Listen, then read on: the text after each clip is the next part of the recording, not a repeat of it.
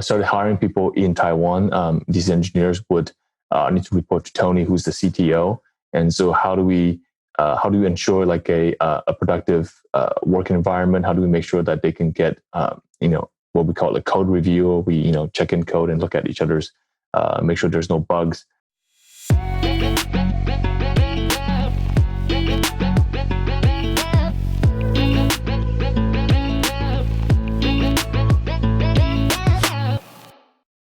Hello there, and welcome to the Working From Home podcast with your host, me, Nelson Jordan.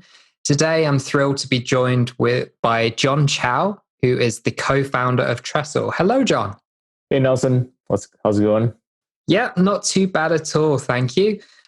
Just for our audience benefit, obviously, I've talked to you several times before. Like, who are you? What do you do? What should everyone know about you? Sure. So my name is John Chao. I'm the co-founder of Tresl. Right now, we're building an e-commerce intelligence platform that helps e-commerce brands access the same analytical powers enjoyed by large enterprises, but at a fraction of the cost, right? We basically become your data team, provide step-by-step marketing optimizations to help e-commerce brands navigate the complex digital journey. Mm-hmm. So the way I kind of understand your product is that it helps people get more from their email list in terms of an increased revenue. You get access to high level data analysis that really small to medium e-commerce brands typically can't afford. Is that right?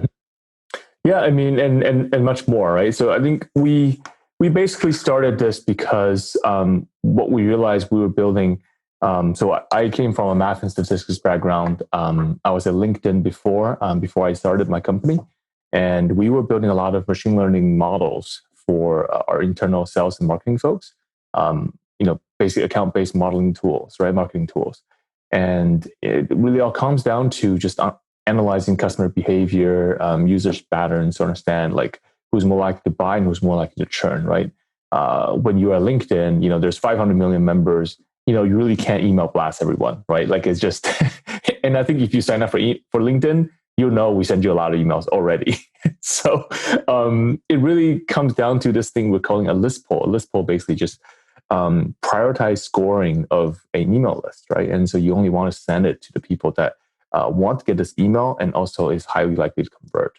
And so that basically kind of what we wanted to build. And we realized that Shopify brands, e-commerce merchants just didn't really have such a tool to help them navigate all the things that they need to do, like just be able to monetize data. And so that's kind of how we started. Mm-hmm. Cool. And like the way I understand your product is that you have several different levels that kind of people can interact with you, whether they're kind of a newbie to Shopify and not turning over that much at the moment and still kind of very much in the early days of getting customers and building their email list. But then you also go up to kind of enterprise level, right? That's right. Yeah. So we kind of look at it in two ways, right? Like for the enterprise customers, we try to do, we offer a lot of deep insights, advanced analytics, and then also basically like data science consulting. Like we literally just act as like your data scientist. We have a Slack channel with our larger customers, Shopify Plus merchants, where we answer questions almost on a daily or weekly basis to help them analyze their campaigns. With our self-serve plans, with our smaller brands, they basically leverage the automated segmentation, the active email integrations and syncs to Facebook to basically leverage those lifecycle marketing tools that we have built for them, right? Built into the tool. When you have ads like rising, like Facebook ads has been going up crazy, right? Like especially after COVID-19, a lot of large brands started spending millions of dollars online, and we've been hearing from our customers, right? It's ROAS has been going down, cost has been going up, and they need to think about not just blindly spending. Like ad budget doesn't go up infinity, right? Like you have to watch where you're spending, and you're trying to increase retention. And so this is when like data can really help you, right? Like really be able to hone in on things that will work and help you focus on things and know how to optimize different channels. Mm-hmm. That's great. So I think that's a fantastic introduction to what it is you do. I'd like to kind of take a bit of a diversion now and almost work out how you got to this point. Sure. So where are you based right now? Right now, I'm in Taiwan. Mm-hmm. How long have you been there? I've been here for about 6 months now. So I was born in Taiwan, and grew up till about middle school, and then we moved to Canada, to BC, British Columbia, where I did my undergrad. Cool. And was that in something related to data or something related to data, computer science, or? It was so my undergrad was in math and statistics, and then I went to California, went to Stanford for a master's in statistics, and then I basically worked in the Bay Area for about 15 years in data science. Okay, cool. So I mean, like you laughed there, but that's pretty close to what you were doing. When I went and did my undergrad at University of Birmingham, shout out to them. I did a course called Specs, which was Sport PE and Coaching Sciences. It was basically the most looked down on subject there was at the whole university, pretty much. Okay. So yeah, the other subjects kind of loved to poke fun of us. And so I've gone from sports and kind of coaching all the way to digital marketing and copywriting, which is what I do now. So yeah, at least yours was kind of like, statistics, data, and then you ended up using that. So awesome. Yeah, it was, I mean, when I picked statistics back in like 2004 and 5, it was a good subject, but it was not like so front and center of everything, right? Like data has not quite exploded yet, right? And so I just figured that, statistics, we had a lot of predictive modeling, and I thought that be able to predict things for people and understand why things happened using historical data was going to be useful in general. And so it turns out I was pretty right on. So I was lucky there that now, a lot of things have happened.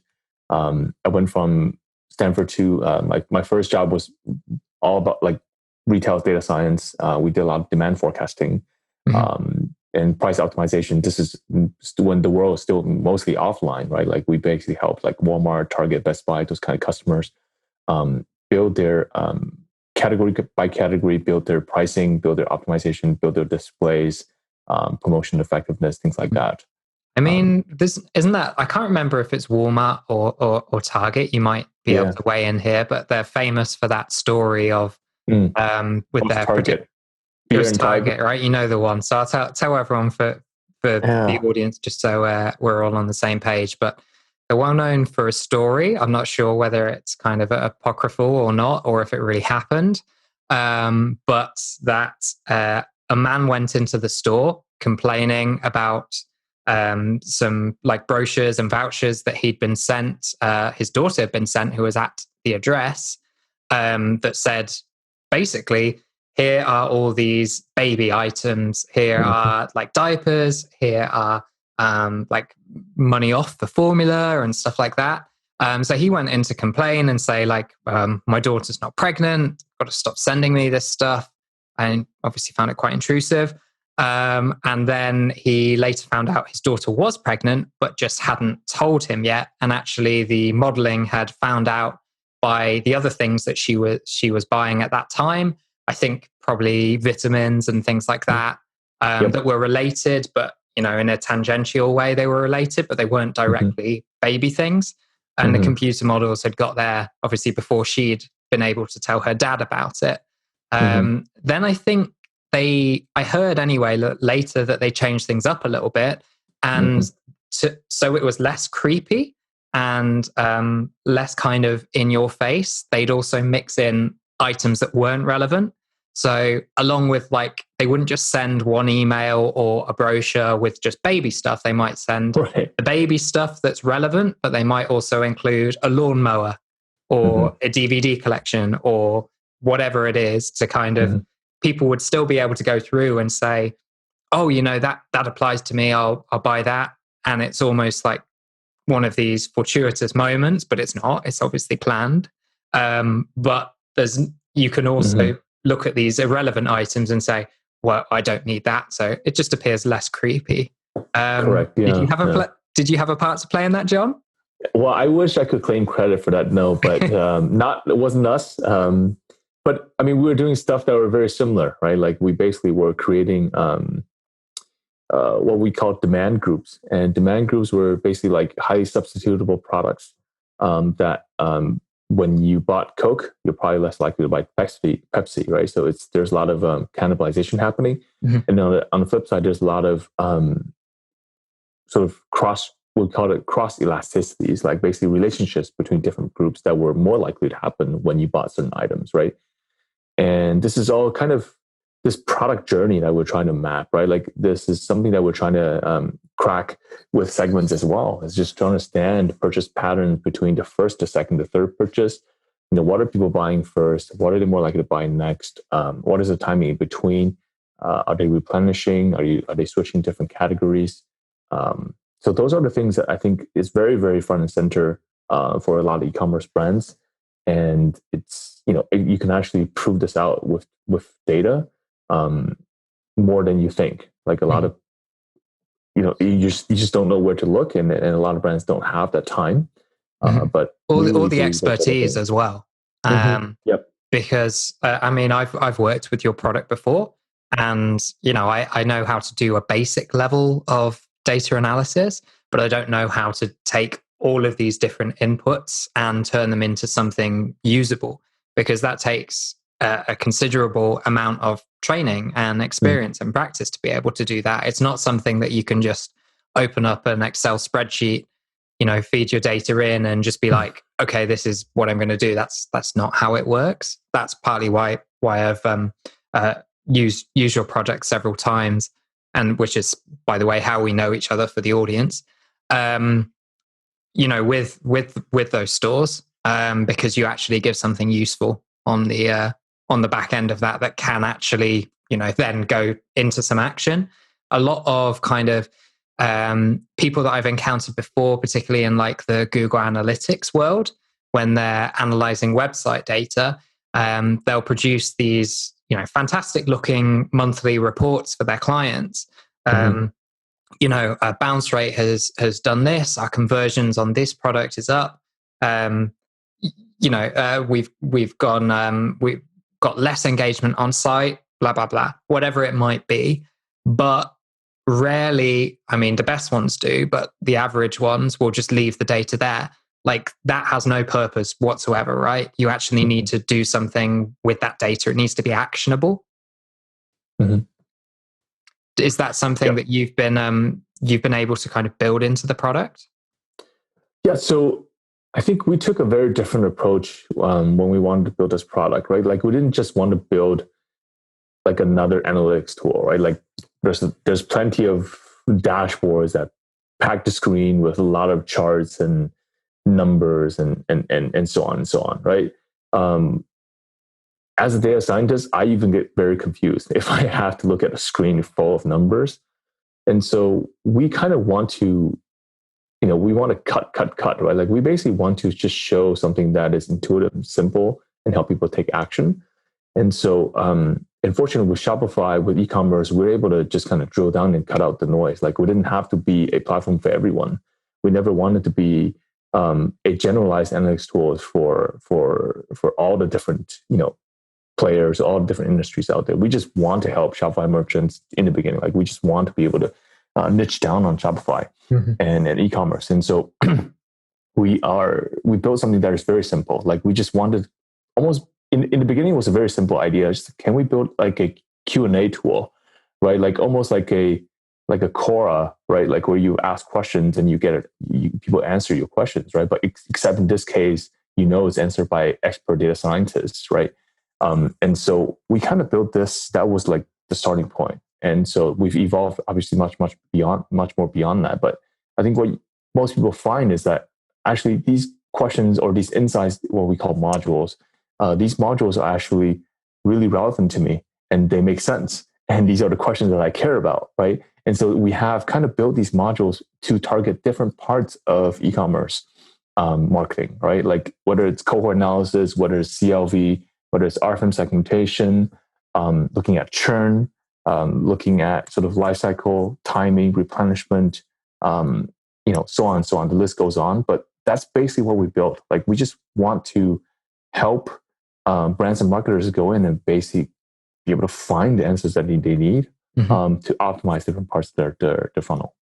Perfect. I mean, this is exactly why I've got you on, John, to talk about stuff like this, because I mean, part of why your life is kind of interesting to me is that you work from home, and we'll get on to how Tresl is growing and how you're managing kind of to grow a remote team as well. Mm-hmm. But a large part of our audience is obviously we've got freelancers, we've got agency owners, we've got remote workers, but a large segment, no pun intended with your products, is online business owners. Now, one of the largest areas within online businesses over the last year to grow and see an absolutely extraordinary spike, especially during COVID, is e-commerce, is small D2C e-commerce. It seems like tools like Shopify have made it easier than ever for kind of almost beginning entrepreneurs, I might say. There's probably a better phrase out there for them, but people that just kind of are passionate about a product or want to try out a particular business model that they've heard about and they've seen working for other people. I think Shopify is the best platform for that, in my opinion. It's the platform I recommend most for when people ask me e-commerce questions in terms of like, where should I get started? And that's the other reason that I've kind of asked you to come on the show, because the growth in e-commerce over COVID in particular just seemed like this hockey stick, just rocket ship takeoff. Do you have any kind of thoughts about that? Yeah, no, it's McKinsey actually put out this report a few months ago, the key insight, and it showed U.S. e-commerce penetration at 35%, right, from 15% in 90 days, right? So the title they used was 10 years of like movement in 90 days or something like that, right? So it's just unfathomable. Like that is just such extraordinary growth. But at the same time, not surprising at all, right? Mm-hmm. So I think Shopify just executed really well, and actually they were already doing great before all of this happened. But with COVID, they've accelerated. You can see it almost, like you can feel it, that they've accelerated growth in investment in certain areas. In particular, they did 3 months of free trial, right around COVID starting. They did Facebook integration, right? Facebook Shop integration. Backend is powered, by Shopify, and then they did Walmart integrations, right? And then the year before that, they bought, I think, River Six Systems for logistics. And so it is just basically all happening like in front of our eyes. Like their global commerce operating system kind of vision is literally happening, and so it is just crazy, the amount of creativity and entrepreneurship and kind of just the learning that is going on, like happening around us. People are just, you think, everybody's like anything that anybody could sell online, people are already doing it, but you're still seeing these successes popping up all the time. And so it just tells you, like, if you find the right audience, if you niche down, if you work hard, there's still opportunity for growth. And that is what we're seeing, right? There's no reason why you can't have $1 million brand when there are already hundreds or thousands of them. Mm-hmm. I mean, like the tools and the software and the resources that I recommend most to anybody, really, the ones that keep cropping up are the ones that open up opportunities for people to do something themselves. And by that, I mean, I recommend Shopify a ton to people, because it's the best tool out there, the best platform out there for creating your own e-commerce store. I recommend ConversionXL, which is now CXL.com, to people who want to upskill themselves. Again, it's just opening up opportunities that weren't there before. It always seems like the best tools in my mind are the ones that make it easy for people to do something that it was difficult before. And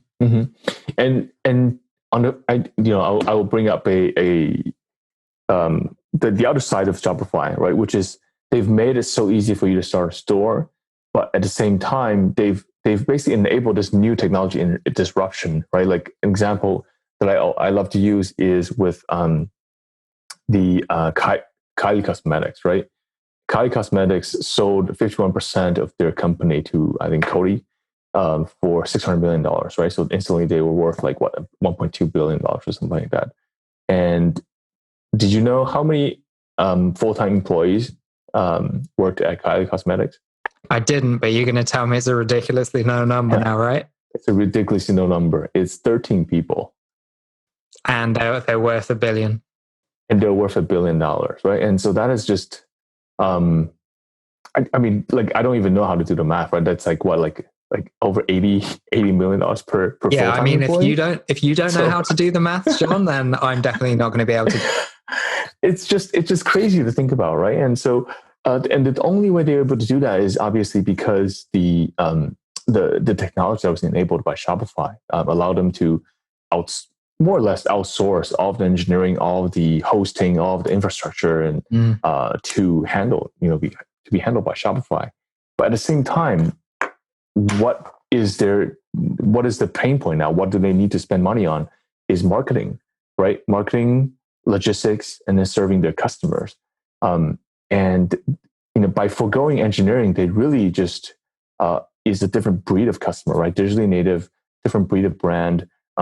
There's no in-house expertise of engineering, let alone data, right? Like it's going to be very, very hard pressed to find somebody who can build, I don't know, a very, very intricate machine learning system, right? And so that I think is a huge gap, right? Like to understand your marketing and then to use data to support your marketing, which is the data marketing flywheel, right? Like everybody, all the large tech companies are doing or talking about.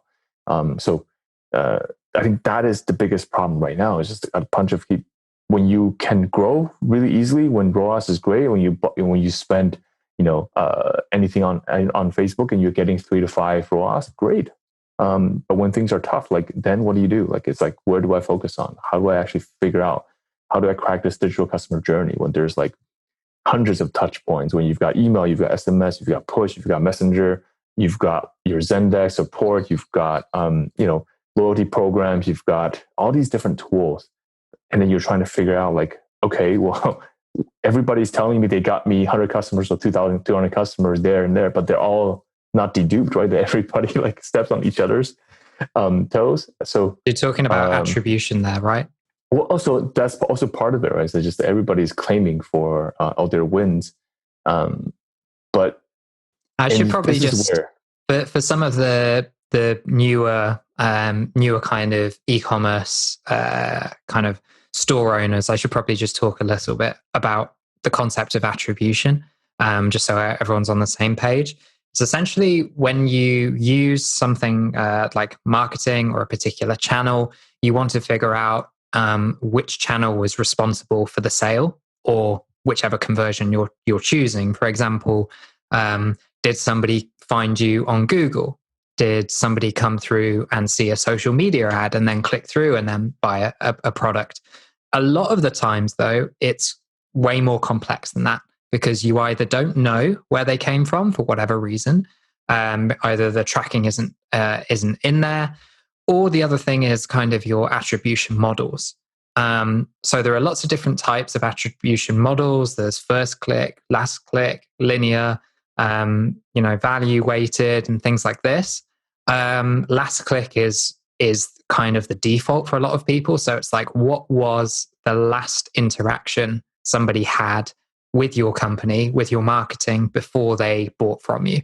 But obviously when most of the time somebody buys from you, they've seen multiple, they've been involved in multiple different channels with you. So they might have originally heard of you, from an Instagram post, an organic one. Then you might have gone onto their site. Then you might have been retargeted on an ad on Facebook, and you might have signed up for their newsletter. And then finally, the email comes along, and then you buy from them. And then you're in this situation where it just shows up that you've got one sale from email. Well, okay, great. Email definitely played a part, but what about all the other marketing channels that they interacted with as well? They obviously played their part. Without the first Instagram post, you never would have heard of the company in the first place. Without the marketing or retargeting, that you wouldn't have been front of mind, and you wouldn't have signed up for the email newsletter. So I hope that kind of clears things up for those people that were new to attribution. Yeah, no, thanks for that, Nelson. But I think this is the part where Shopify, a lot of people don't actually, Shopify has a really good data API. And I think a lot of brands or merchants don't actually know what is available to you on Shopify, because they never, this information is actually public, right? You can actually go to Shopify and look up their API or their order API. If you just type in Shopify order API, they tell you all these data that are available to you. It's just that it's kind of not accessible today, right? It's not something that you think about. Obviously don't have the time or mostly probably not the expertise to crack this. But for data scientists, this is actually, we love it. Like, this is my passion. We could do so much with this data. And so for our brands, it's like so easy. It's like one click, right? One click installation, and you get all these data insights. You don't have to move your data around, and we already know what's there. The familiarity, it's just being native on Shopify. Like where these are actually happening things, right? Like things that have happened, purchases that have happened with your store, not just sessions or cookies, right? So you could figure out like where these users are from, what do they buy, how much they're buying every time, how frequently they buy, how much time has gone by since their last time, creating customer lifetime value. I think that's really the first part to understanding, like, before you bid on that next ad, like, shouldn't you know how much you're going to get in return? Like, what is the user cost? And then how you're going to make that money back in like 90 days and 120 days. And most brands lose money on the first sale because of the promotions. How are you going to get them to the second one, right? No more one and dones. How do we get into the second one? How do we get into the third one? How do they get into stick? These are the questions that I think every brand should be focusing on. Mm-hmm. And your product obviously makes that a lot easier. That's kind of your aim, right? That's exactly our aim. Fantastic. Cool. Well, I'd like to switch gears a little bit, if I may. I want to talk about how you formed this company, because obviously you were working at LinkedIn at the time. And then how did it kind of come about? You obviously had this idea in your head. It's actually, it's a bit convoluted, right? I mean, I think me, so I met my co-founder Tony at LinkedIn. We were basically both data scientists, part of the same broader team. And we met playing basketball, been kind of shooting some ideas around, we just naturally clicked. We joked about starting a company before together. And, we just realized, like, I think, by the way, sorry to jump in, I think that's like the new conversation with kind of our generation and maybe younger these days. The old conversation used to be, hey man, like, we should totally start a band, or we should open up our own bar. And like these days, I think it's like, we should totally run a company, open a company together. Yeah.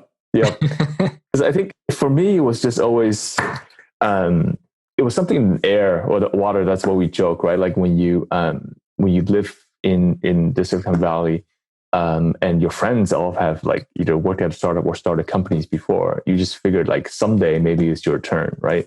And so when data science and data has literally exploded, I mean, across the scene, we figured like it was more or less the right time.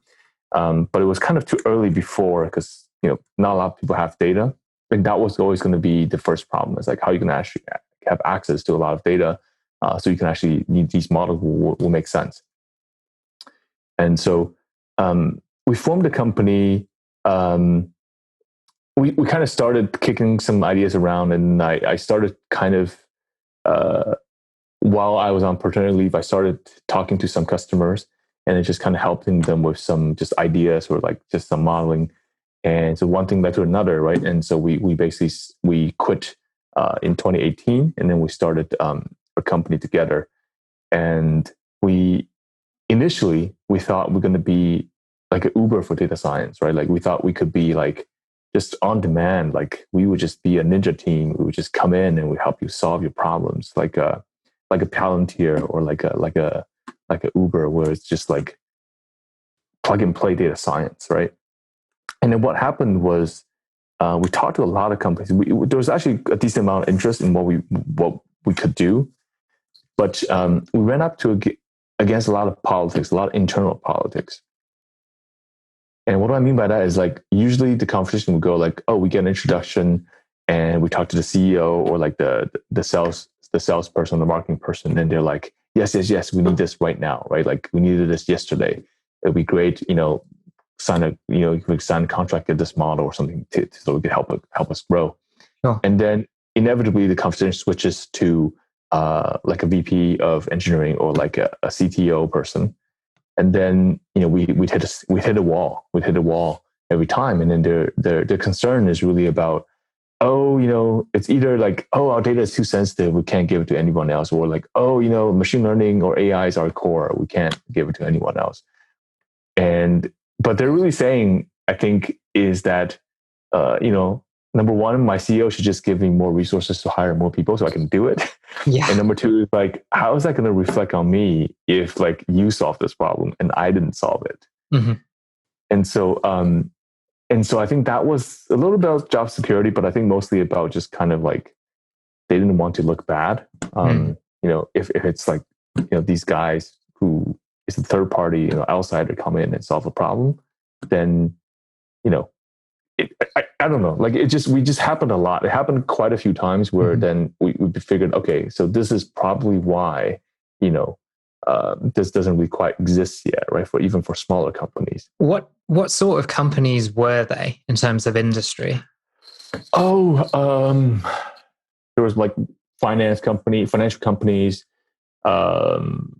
manufacturing companies, startups, like tech startups. So, but yeah, like so it's actually across the board, right? Like basically that there's some data, there's some problem that need help with. And usually we got in through some kind of a warm intro or like a friend. But yeah, it wasn't just in a particular sector. It was kind of all around. Yeah. Mm-hmm. Cool. So that was the signal for you that you needed to take a bit of a pivot, right? You're hitting these walls with CTOs or information officers or whatever it was at that point with those different sizes of companies and different industries. What was your next step? We kind of took a deeper look inside. Like we kicked around some ideas. So when we built this company, when we started this company, we jot down a lot of ideas. Like we just went through and came up with like some crazy ones and a couple of ideas that we thought could work. And we actually skipped over Shopify. It came up and then we went back and looked at our list, our notes, and then we're like, hey, why don't we just actually try to do this? Let's take a look at Shopify. Let's take a look at what data is available. Let's just try to kick a prototype like lean startup style, right? Like we could just build something out in a month, ship it to some people, get some users, and just see their feedback. And so that's kind of what we did. Like we did that, I would say like late August or September around 2018. And then we had something up, I think sometime in September, we signed up like 10 users on Facebook from Shopify and had them basically give us some feedback and start using it. So yeah, some of those users are still using it today.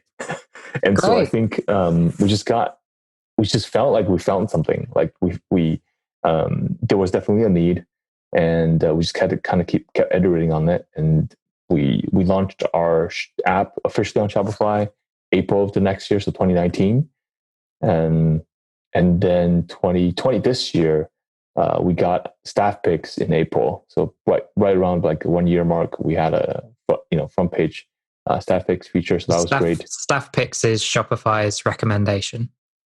Yeah, and so we were trending number one for like that week, and then I think August also they put out this omni-channel commerce guide, and we were also featured in it about lifecycle marketing segmentation and basic product journey stuff. So it was like we were pretty fortunate, I think, with just acceleration, digital acceleration, and e-commerce taking off. It's been definitely a good year. Yeah, no, I know. We've been talking before about your growth, particularly over the last 12 months or so. What's that meant for you personally and as a company? So big changes all around, right? Like we basically have to. We basically left California, beginning of this year because of COVID, mostly because of family reasons. My wife was pregnant with my second child, and so my son is born in July, and everything is good. But that was a big reason that we had to make some changes to our lives, right? Basically, just like up and left and came back to Taiwan, where my family lives. And I was fortunate, I think, that we were able to do that because I was mostly working from home. And that is a really key thing for me, because we started working from home right after we quit in 2018.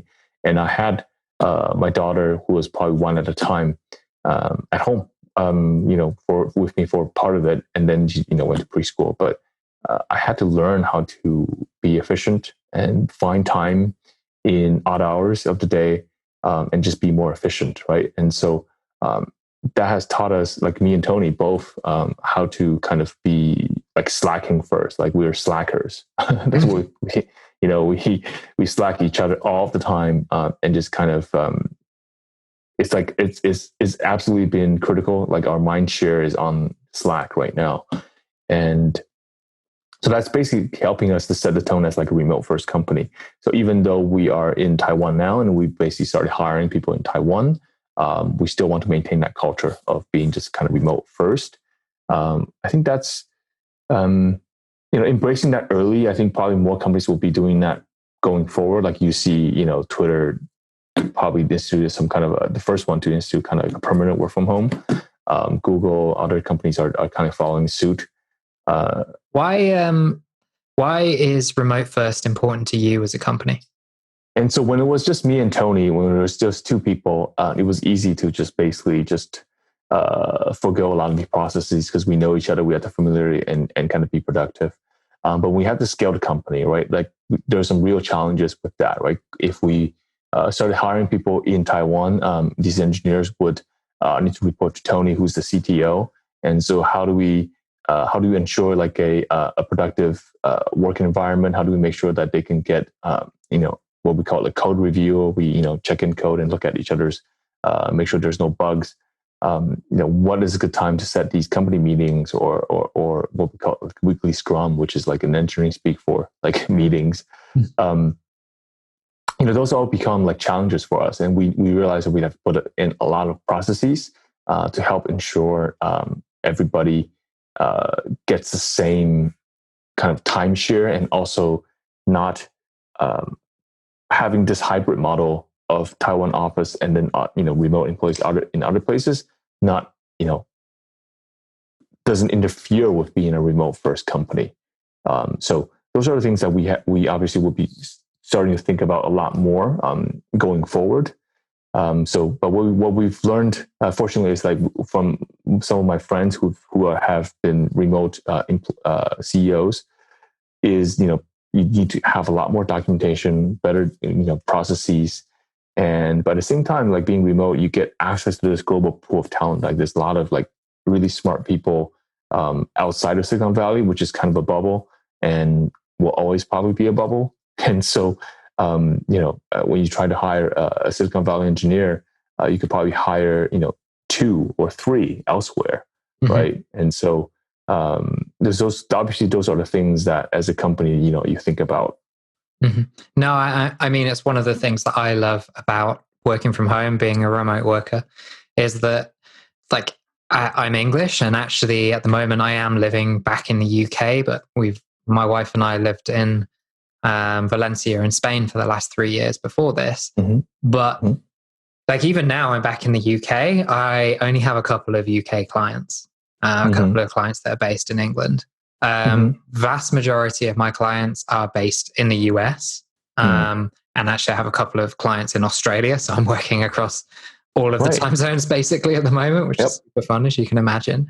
But you get to work with great people kind of all over the world, which is fantastic. I think it's opened things up massively, but along with that, you have a lot of problems that crept up. Hopefully won't necessarily be so much of an issue in the future as we kind of get our documentation and our processes and kind of just improve them. But you've got the age-old kind of conundrum for a boss, which I heard from, I was interviewing Luke Shermer, who is a kind of remote working consultant for people actually like yourself, who are like software based companies that are managing lots of people kind of all over the world, because he used to run like a 40-60 person team who were based worldwide. And like one of the issues that he's heard from a lot of bosses is, how do I know people are actually doing the work if I'm not there to see them doing it? And that tends to come down to, in his answer, he said it's about execution and it's about deliverables. If something needs to be done by somebody by a certain date and it's not done, then they haven't done the work, basically. Yep. I mean, of course, there are exceptions to that. Things crop up, but even if they haven't completed all of it, you can like go in and check and see what's been done. If you have those processes in place, this is going to be submitted by this person on this day. This person is going to do QA on that process. This person is responsible for auditing and project management and things like that. It's harder than being in the office and putting your head above your computer and the cubicle and yelling at somebody and saying, hey, have you done that yet? It's more of a process-based kind of problem, I suppose, or solution to be overcome. So yeah, it's very, very interesting. Are there any other things that you found that like remotely has been a bit tricky that normally in an office setting you'd have found like an easy solution for? Definitely, I think a lot of people miss small talks, right? I think just like small talks being just random things that crop up in a water cooler or like in the kitchen, right? Or even over lunches. People share a lot of information about their life, their kids, sports, but even just like sometimes with work or with other people from different teams, and so it kind of webs people together, right? Like just there's the connection is stronger. You learn more about people. It's easier to make connections. That's definitely something that is harder because even we try to introduce FaceTime, like which is like everybody turn on video on the meetings and at least have a couple of those kind of meetings with your employees, with your other team members. But most people are like, you're obviously very serious and you're professional, right? Like it's like, it's kind of hard to be casual or have a lot of those random small talks when you've got like Zoom, or you got Slack on. So I think part of the value of small talk is that it's unstructured. It's not like company mandated. It's not set for a particular time. It's something that just pops up now and then. And you'll have a conversation and there's no agenda. and it might start as something and it might develop into something else. And you've got the personal side, but you've also got the work side. One of the things I talked about with Rob Jones, my very, very first guest in episode 1, was how do you go about putting something in place so that you don't lose the benefits? And I'm talking not just in terms of the psychological, personal, emotional, social benefits that you get from small talk, but also the things that you miss from work with small talk. So the example that we used was, because he's in PR, so he might just say to somebody who's sitting next to him, "Hey, do you mind checking over this email for me?" For example. And somebody will just go, "Okay, I changed the second line. You're coming off a little bit too harsh there," or whatever. Or have you thought about adding in like a link here? Or I would put in something there, or whatever that might be. Or like, "Hey, anybody got a word for this? Because I've used that word too many times in the previous paragraph," or something like that. It's all the stuff that isn't big enough or important enough to merit a message, like a formal written down message. Like, nobody's going to send a company-wide email that says, "Can anybody think of another word for whatever?" Which you might have asked in that. It's all the things that fall down the cracks. Not that I'm expecting you to have solved this, because it's kind of early days for you guys, but have you kind of, other than the FaceTime, is Slack kind of fulfilling that need for you at the moment? We started. So in this, I learned from another my friend who Waiting Liu, who is the CEO for used to be called Co-Mentor, now it's called ARC, and he basically did they had a remote summit that they did, and they talked about some of these best practices. And so he basically talks about there's synchronous communications, which is Slack, and then also asynchronous communications, which is more like, I guess, your Trellos, your Asanas, or Google Sheets, and Notion. And so we actually started using Notion, and I think that's been working out really good for us. Can you explain for people that don't use it? I'm familiar with Notion, I'm familiar with Roam, those sort of things, and Evernote, but can you kind of explain what Notion is? Yeah, so I would say Notion is kind of like a very flexible how do I put it? It's like a workflow productivity tool, I would say. It's like a very easy web page builder almost. Like you could actually plug and play a lot of these templates, and you can start typing, and then you can share it across your teams really, really easily. And so you have Kanban styles, views across your sales, your work, customer pipelines, design pipeline, these things. You could do meeting notes. You could do calendars for people, and it functions like a wiki, like a blog post. It could just be writing down meeting notes. But yes, all sorts of things. Are you using that like as a documentation tool for your internal processes then? I would say mostly documentation, but it's also for like we've started using it for like just as like a central hub for the wiki. We started using it for meeting notes every week. We started using it as a job board. So yeah, just a bunch of different templates. I mean, it's just got hundreds of different templates that people have used it for, that is pre-built, that you can borrow and then kind of change things up for you.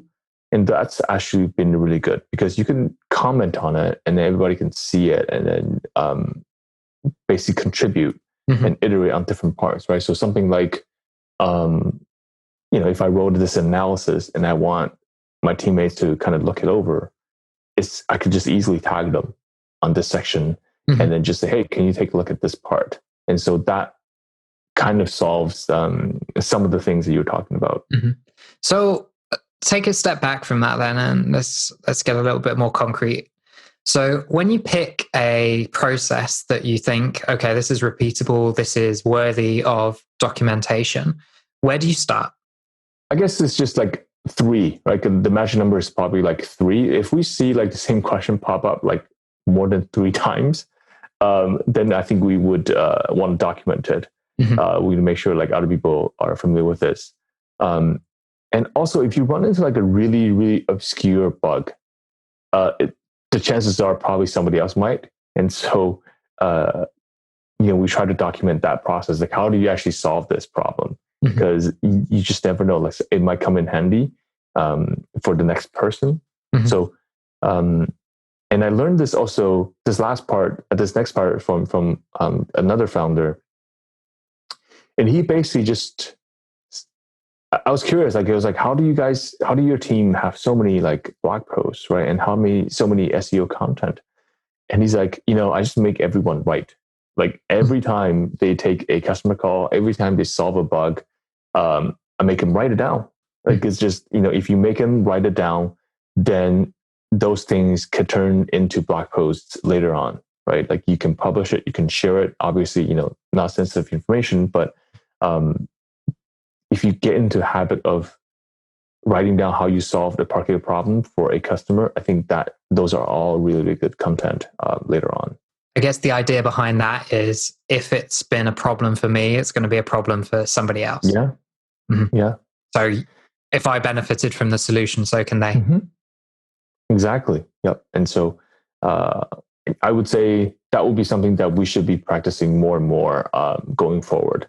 We keep reminding ourselves that we need to do more of that. No, that makes a lot of sense. So what does the future hold for your company? Yeah, so I think right now we're just full scale ahead, like hiring and then trying to build execute on our product roadmap. And so we're hiring. What are you hiring for at the moment? Just so anybody that's listening might be able to reach out. Yeah, no, I'd love to. Yeah, so we're hiring for a front-end developer who who's good at. We use JavaScript. We use jQuery. We have some probably React, Node.js. Some of these things. We're looking for somebody who is a leader who can come in and help us kind of build our kind of V2 version going forward. Like there's a lot of work to be done.